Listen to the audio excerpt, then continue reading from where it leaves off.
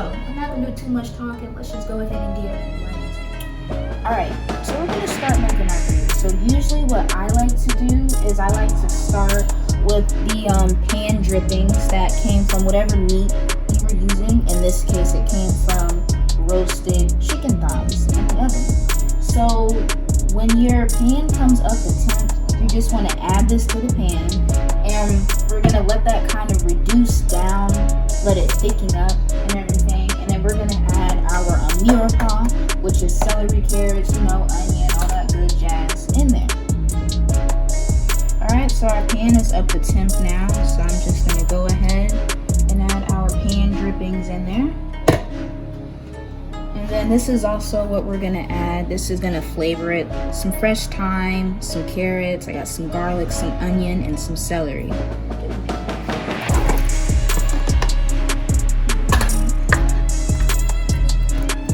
So yeah, so we're gonna cook this together.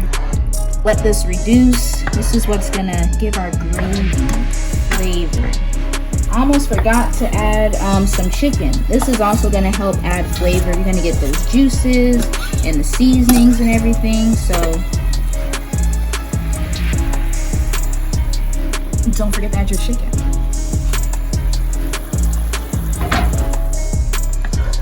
Yeah, this is looking real good. I like how this is smelling. So, I don't know if y'all can tell, but it is starting to thicken and reduce.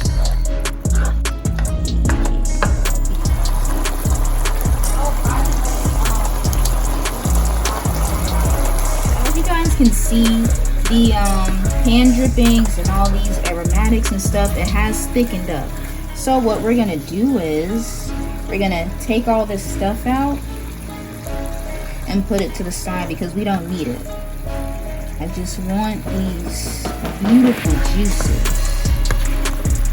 That's all you want.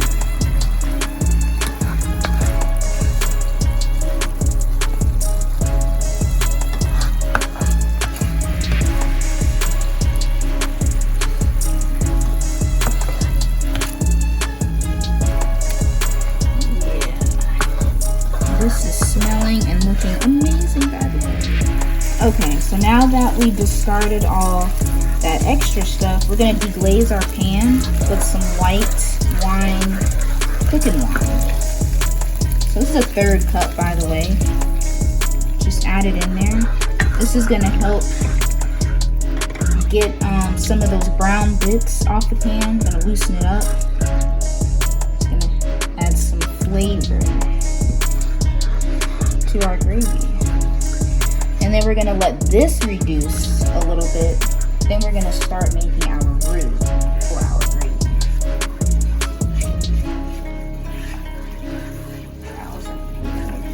Alright, so as you can see, the wine has reduced quite a bit. So we're going to go ahead and we're going to start with our roux. So I'm going to add about 3 tablespoons of unsalted butter.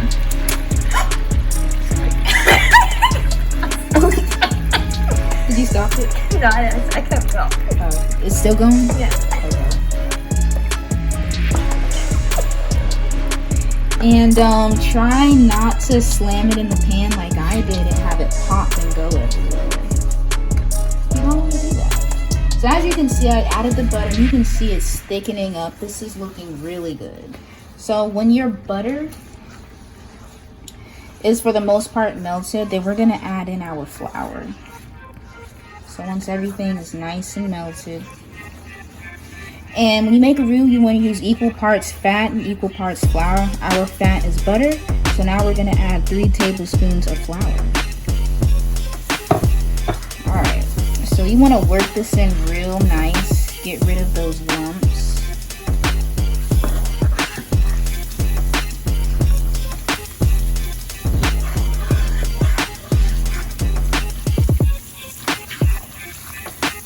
Okay, so now that those lumps are pretty gone, I got about 3 tablespoons of heavy cream.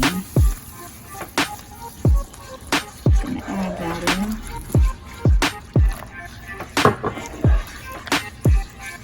So we want this to thicken. just keep mixing. As you can tell, I really haven't stopped mixing yet. I'm just, you know.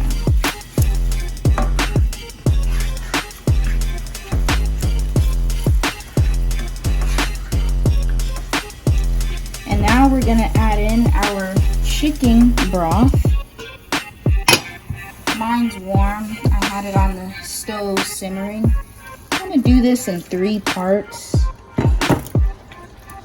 Mix it as you go. I like starting with warm because it melts a lot easier. It absorbs the flour better, and you don't have to worry about lumps.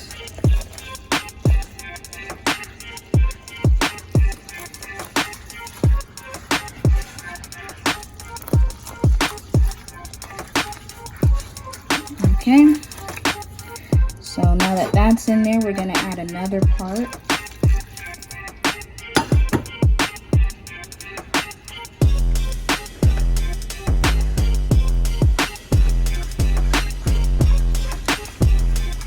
So you want this to reduce, let it thicken.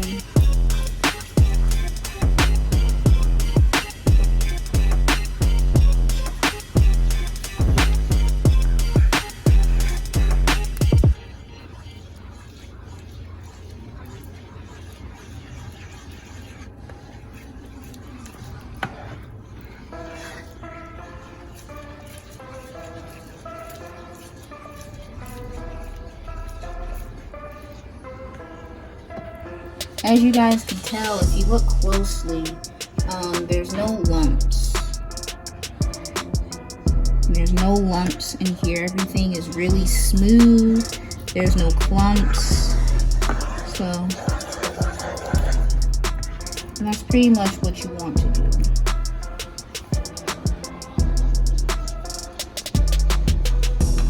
Okay, so now I'm just gonna add a little bit of nutmeg.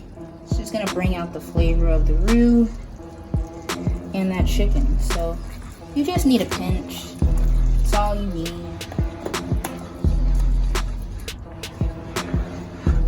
And then I'm gonna reduce the heat to simmer and let this simmer for about 15-20 minutes. That's usually what I like to do, and that works for me.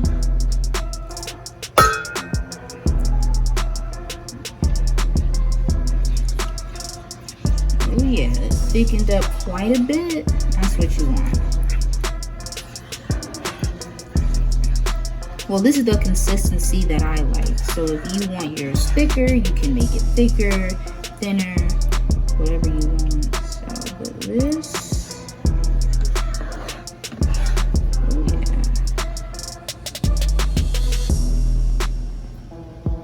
I'll do it again.